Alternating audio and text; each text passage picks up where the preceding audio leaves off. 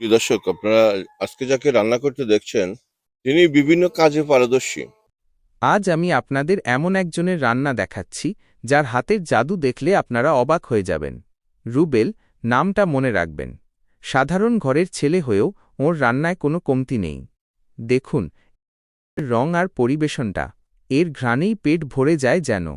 আর স্বাদ, মুখে দিলে মনে হয় যেন স্বর্গের অমৃত খাচ্ছি।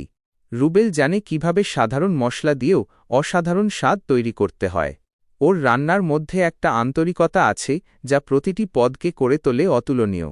রুবেলের মতো এমন একজন রাঁধুনি পাওয়া ভাগ্যের ব্যাপার। সত্যি বলতে, রুবেলের হাতের রান্না শুধু খাবার নয়, এটা একটা শিল্প।